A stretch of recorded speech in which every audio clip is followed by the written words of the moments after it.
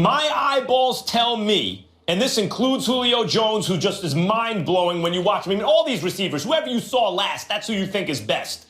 But my eyeballs tell me that this is going to be the Odell Beckham Jr. era. I think this is the way we're going to remember that era. I think he's just more talented. All right, so that was my guy Max Kellerman on Friday predicting that Odell Beckham will have a big game against the Steelers. He finished with 10 receptions for 100 yards, but didn't get into the end zone. Beckham not happy with the officiating. Here he is. I don't really think that we should have this crew anymore when the Giants are playing with the past history and everything that's going on, but it's a horrible call in my opinion. I don't understand how I'm running down the field on a go route and someone tries to stop my progress, but I can't put my hands on them. I went up to ask him what was going on, what was the flag, and he said, get out my face. So I'm trying to figure out what I did wrong so I don't do it again. And you're going to sit here and tell me to get out my face. I don't want anybody to sit here and misquote and say that I'm saying the refs are the reason we lost the game, because that's clearly not the reason we lost the game. Just to make that clear to everybody, the Steelers, they're a very good team, and they beat us today. Oh, Ryan Clark, talk to me. What happened to Odell Beckham and company Sunday? Well, I will say this. There were some flags that should have been called. The guys got handsy with him. There were some times they got to him before the ball got there. And so I can see his reason for asking questions. But you also understand that the refs are going to have a shorter leash when it comes to him speaking to them, walking up to them. And so he's going to have to deal with some of those things because of things he's done previously. The same thing that's been the problem with Odell, the New York Giants all year, is still it. They played 6 games against teams that weren't very good. Those teams had losing records. They can't protect Eli. Eli can't make plays from the pocket. If you want to go downfield, you can't, because Flowers is going to hold. Right? You have guys who can't hold up. Eli's getting pressure in his face. And when you play a team like the Pittsburgh Steelers, who don't have a stud corner, who don't have a Joe Hayden, a Patrick Peterson, who aren't willing to say, I'm going to let Odell Beckham be man-to-man with this guy because I believe my guy is good enough. He's going to draw double coverage. They're going to play man under where the safety's over the top. It's going to be hard to get them the ball. But Eli Manning, especially late in the second half. I'm sorry, are you saying that Odell is better off playing elite corners? Without a doubt. Because then they give him less attention? With elite corners, he gets an opportunity to be matched up one-on-one with those guys. If you're playing teams like the Pittsburgh Steelers who have to scheme to beat you, they're going to pressure Eli and find ways to have you in double coverage. And then if you're the New York Giants, you can't go into this, I'm scared to let Eli sit in the pocket, so we're going to throw these 2-yard short routes to Odell Beckham. You have to scheme up ways to get the ball down the field, and the New York Giants didn't do that. A couple of things that you said that I think should be of grave concern to New York Giants fans and everybody else. If you have an elite corner, you just talked about how it's best for Odell to have that on him because you're in one-on-one coverage. The officials might be more, reluctant to call stuff and might let y'all play. If you got to zone up against him because you don't have that elite corner, now people have seen that works because the more bodies you throw in Odell's direction, the more they frustrate him because they obviously all get physical with him because talent-wise, speed-wise, they can't mess with him. So the ingredients, his kryptonite per se, has somewhat been exposed. That's an element. But I also look at this and I say, this is on Eli, this is on Ben McAdoo.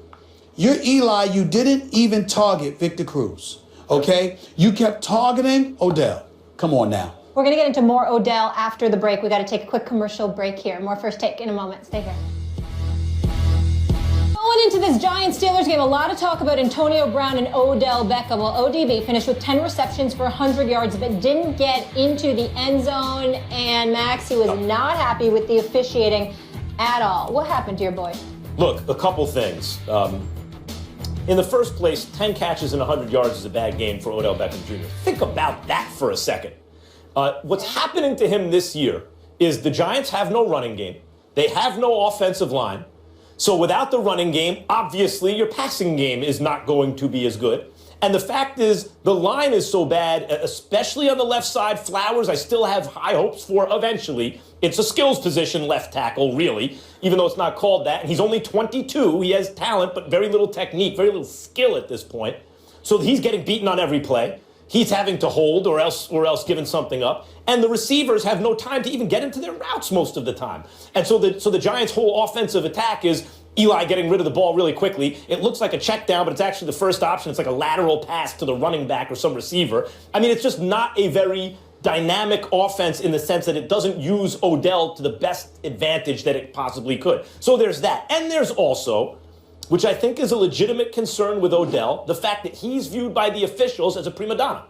And when he does things like this, like complains about the officials, he's not doing himself any favors. We had a discussion last week or the week before about Doc Rivers' technical. Yep. And I talked about the fact that they're not good enough to give something like that away. The Clippers are going to need everything they can heading into the playoffs. They're going to need all those calls. So Doc's got to ask himself, am I helping or hurting my team by making the officials resent us, by not getting those whistles?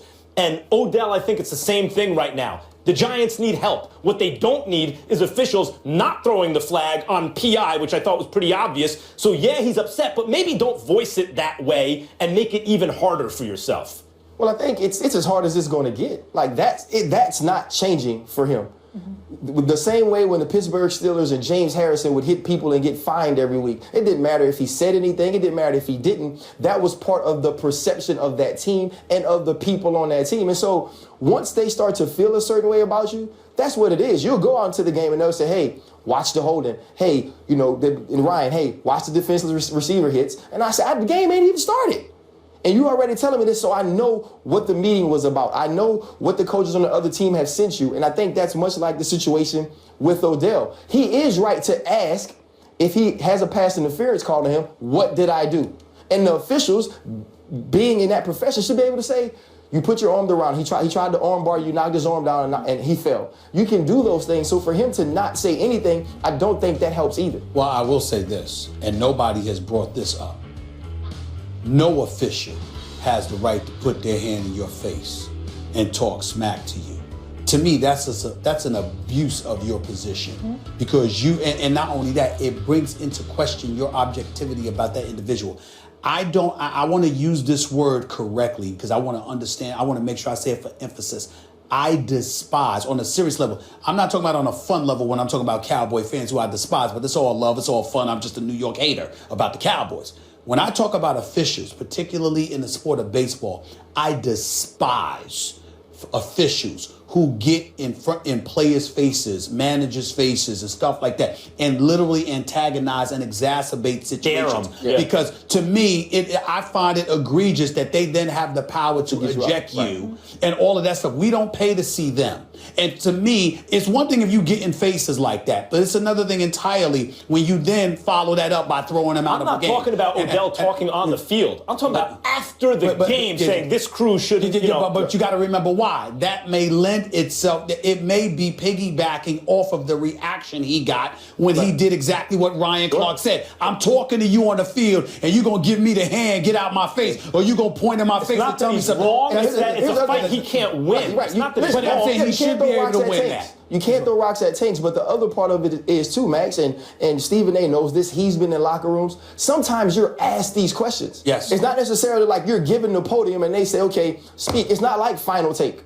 It's not like that. They ask you a question and you answer the question. And even though you're right, he could have worded it differently, or he could have just decided to answer it a different way. But we saw the game. We saw what happened.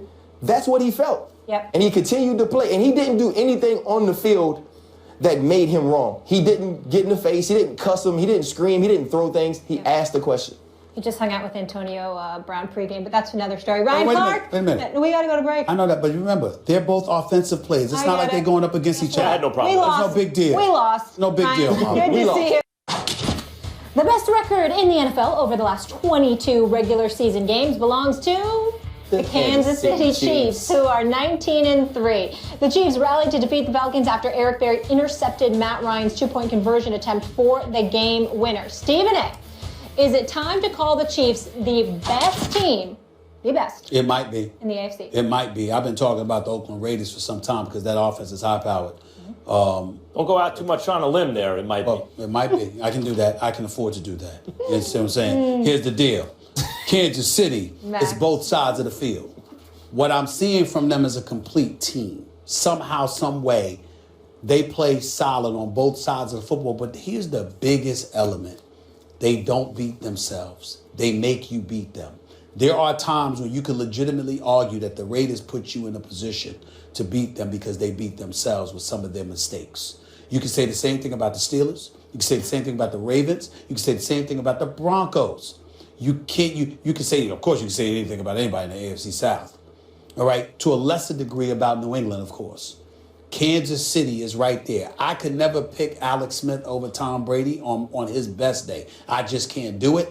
But I am paying attention to the Kansas City Chiefs. And right now, they appear to be the most complete team. I would say yes. That doesn't mean that'll be the case at the end of the season. But right now, it may be yes. Yeah, it is yes right now. And the reason more people aren't saying yes is because they lack sex appeal, right? They don't have that stud quarterback that makes you like Derek Carr, the X factor. There's no X factor, at least on offense, at least under center on the team. And so people are hesitant to do it. But you know what I see as the X factor is Andy Reid. I mean, Andy Reid is like Marty Schottenheimer plus. You get a lot of criticism about Andy Reid when you got him. Oh, where are the Super Bowls? And then you don't got him. Right. How you doing, Philadelphia? Right. I mean, when he took over Kansas City, that was a bum squad.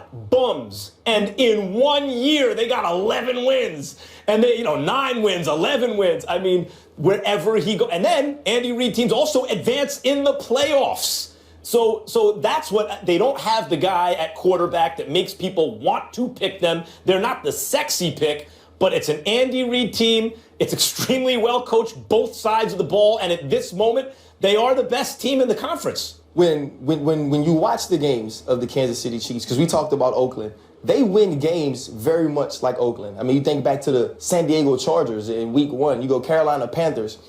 But it's what you said, though, Max. When the Raiders come back, they come back because the quarterback's throwing the ball all around the field. We're getting deep balls to Amari Cooper. People offensively making plays. When the Kansas City Chiefs make plays, it could be Eric Berry. It could be Marcus Peters. It could be Tyreek Hill, which is why now Justin Houston on defense. Which is why now they've moved into the number 2 slot for me, but I can't say that they're better than the New England Patriots because what we also know about this team, the offense goes missing.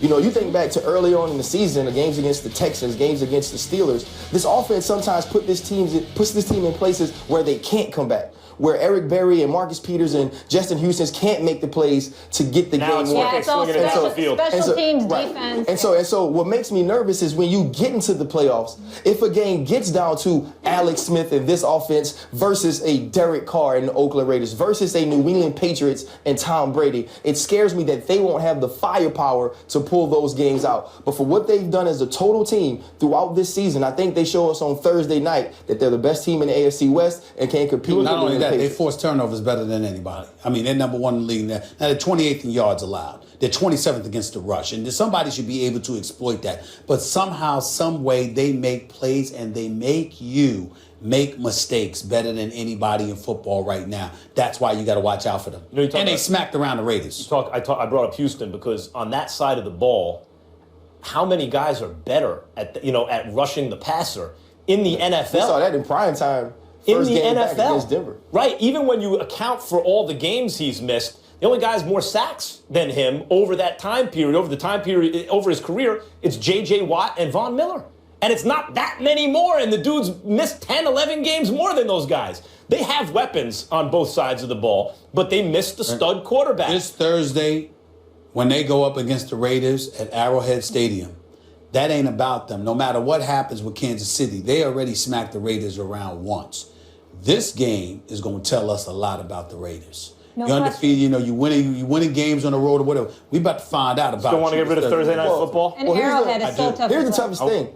That's a terrible place to play a football game. Arrowhead. When we were as good as we were, when we were winning Super Bowls, we were going 12-4, and 12 wins seemed like a for sure. Coming into many seasons, we would go down to Kansas City and get our butts whipped. Why is it? Because it's so loud? I don't know if it's loud, if the red is ugly. I don't know if the fans are too close. That team is different there. That defense has always been different there. And you talk to many people, when you smell that barbecue, when you pull it up into the parking lot, you know you're in for a long day. It's intimidating. And so this is going to be exciting for me because that offense Oakland's offense has to go in there and make plays, and I think Kansas City shows that they're the cream of the crop in the AFC West on Thursday. We shall see. It's going to be good. Ryan, thank you so much for being with us. Thank We you, will guys. see you on NFL Live. I can't wait for this last take. What is it? Last take? Final take. Oh, man. Please tweet us after #Final Take. We want your commentary. Final take. Listen, I will and you started off, right? I will allow you to critique me. I'll be doing most of them, but my man here is going to do some as well. But you know what? I will allow you to critique me. I usually don't, but I will allow you to critique me on this one. We got to talk about it on the radio show. Oh, Lord. All right.